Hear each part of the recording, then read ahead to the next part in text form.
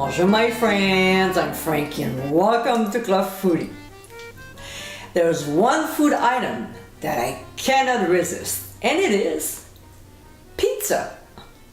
As I mentioned in the past, pizza is fun to make and fun to eat. It gives you an opportunity to be creative with your pie by using your favorite toppings.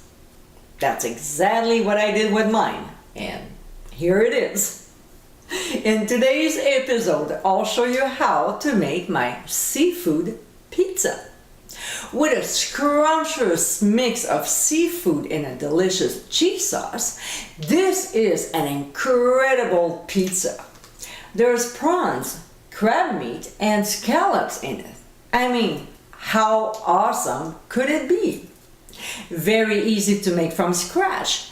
This is the ultimate pizza for you seafood lovers out there.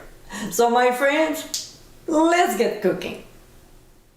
The first step is to make the pizza dough. So in a bowl of a stand mixer, we'll combine active dry yeast, 1 cup of warm water, not hot, otherwise we'll kill the yeast. For more info, just go on the blog. And we'll add honey to this as well. We'll give a quick stir and let it do its thing for 15 minutes. What will happen is the yeast will begin to grow and start foaming in a bowl. This is how we can tell that the yeast is alive and active. Meanwhile, in a medium mixing bowl, we'll add bread flour, rosemary, garlic powder, and ground sea salt. We'll whisk very well so the ingredients are well blended, and we'll set aside. We'll also prepare our proofing bowl by lightly coating the bottom and sides with olive oil. Alright, now that the yeast is ready, we'll pour in olive oil and add the flour mixture, but not all of it, because we'll keep about half a cup on the side if we need it, and we probably will. It's easier to add more flour than adding more water. We'll attach the dough hook and process for 2 minutes on speed 2. When time is up, we'll scrape the sides of the bowl. We'll have to do that a few times. And we'll add more flour to it. We'll increase the speed to 3, and while adding more flour to it, we'll process until it forms a ball around the hook and cleans the sides of the bowl. We'll increase once again the speed to 4 this time and knead it for 4 minutes. When it's done, we'll take our dough and form a ball by folding it under. See? Just like this. Then we'll place it in a prepared bowl and coat it with the oil from it. We'll cover with a clean tea towel and let the dough rise for 1 to 1.5 hours or until it doubles in size. An hour or so later, this is what mine looks like. So we'll punch the dough to deflate it, which actually it feels good to do that. And like earlier, we'll fold under to form a ball. We'll place it back in the bowl, cover, and let it rise again for another hour. Next, we're not making a deep dish pizza, but we're not making a thin crust either. So we'll generously grease the bottom and the sides of the pizza pan with butter. If you don't have a pan, it's not a problem. Just use a deep skillet. Then we'll lightly dust the pan with cornmeal, making sure we cover the entire surface, and we'll set aside. While the pizza dough is still rising, we'll make a Mornay sauce. I won't go into details, so we'll do just a quick recap. Mornay sauce is a secondary sauce from béchamel. Therefore, you have to know how to make a béchamel. To see the full recipe, click on the top right corner of your screen. In a saucepan, we'll add butter, and when it's melted, we'll add flour. We'll whisk and cook it. To this, we'll pour in warm milk a little at a time, whisking constantly. We'll add Gruyere and Pecorino Romano. We'll whisk until the cheeses are melted before adding some fresh grated nutmeg. Can you use the one from the jar? Yeah, of course, but the flavor from fresh is far superior, and when you make a recipe like this one, you don't want to use a jar. We'll also add a pinch of white pepper as well as a pinch of sea salt.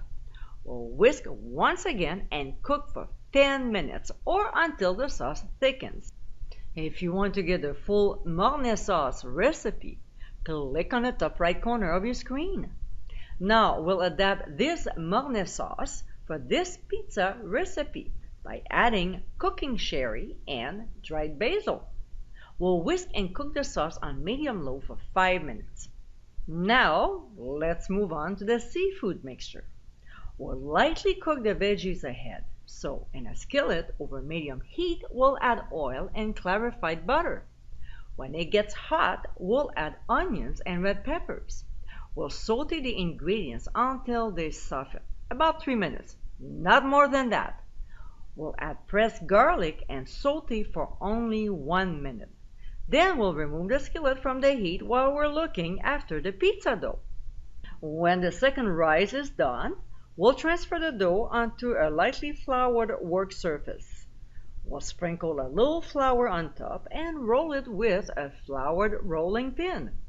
My pizza pan is 14 inches wide. Therefore, I rolled my dough down to 16 inches because I need the sides higher so the pizza can hold all the yummy ingredients without spilling over. If you're not sure you rolled the dough wide enough, just take the pan and hold it over to see if the diameter is correct. We'll place the dough in the pan and bring the sides up. We'll sprinkle the bottom with mozzarella cheese, covering the entire surface. We'll evenly place the crab meat on top, or if you want, use imitation, followed with prawns and then my favorite, scallops. When this is done, we'll sprinkle the veggie mixture on top. Next, we'll ladle the sauce, making sure all the ingredients will be covered with it. Now, I didn't realize that my card was full and stopped recording, but basically what happened is I sprinkled Parmesan cheese on top. That's all. And we'll also sprinkle some hot paprika.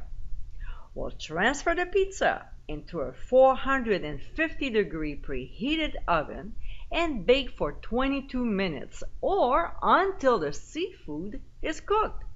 We'll remove from the heat and let it rest for 15 minutes before slicing.